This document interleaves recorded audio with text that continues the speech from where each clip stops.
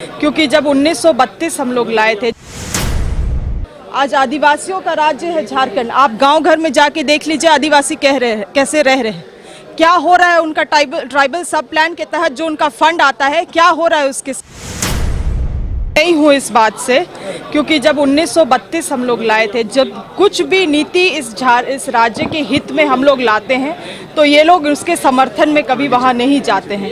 मगर जब भी कुछ ऐसा होता है कि जो इस राज्य के हित में है और इसको वो रोकना चाहते हैं, अड़चन लाना चाहते हैं, तो तुरंत राज्यपाल के पास पहुँच जाते हैं। राज्यपाल जी के विवेक में इन बातों को मैं छोड़ती हूँ।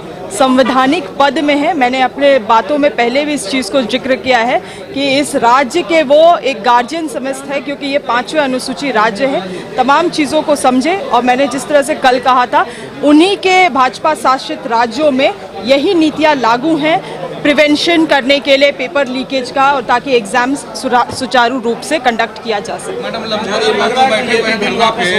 महतो जी बैठे हुए हैं कि पूर्वी समाज को एसटी में शामिल करेंगे। मैडम तो देखिए वो क्या चीज़ से बैठे हुए हैं, अब उनका मामला है, वो जाने। आज एक आप बतलाइए ना हमको, आज 5वीं अनुसूची राज्य में आता है झारखंड। आज आदिवासियों का राज्य है झारखंड। आप गांव घर में जाके देख लीजिए आदिवासी कैसे रह रहे हैं, क्या हो रहा है उनका ट्राइबल सब प्लान के तहत जो उनका फंड आता है, क्या हो रहा है उसके साथ।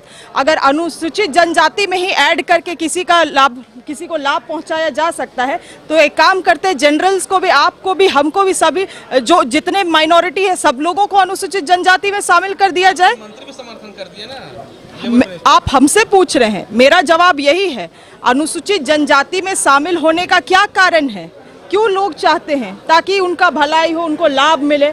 आज जो अनुसूचित जनजाति के लोग हैं झारखंड में, आदिवासी हैं, उनको क्या लाभ मिल रहा है, आप जाके देखिए किस तरह से केंद्र सरकार उनके ट्राइबल सब प्लान के फंड को डाइवर्ट कर रहा है फर्दर माइनिंग एक्सप्लोरेशंस के लिए। मतलब जो जमीन उनका है उसी को उनके लिए एक खाई बना दिया जा रहा है। साथ ही साथ अभी जो फॉरेस्ट कंजर्वेशन राइट में जो अमेंडमेंट आया, आप बतलाइए उसमें जो पहले कांग्रेस पार्टी ने जो कानून बनाया था, जिसके तहत ग्राम सभा और आदिवासी जो जंगल में रहते हैं उनको अधिकार होता था कि उनका जमीन का, उनका जंगल का क्या किया जाए, अब उसको भी हटा दिया गया है।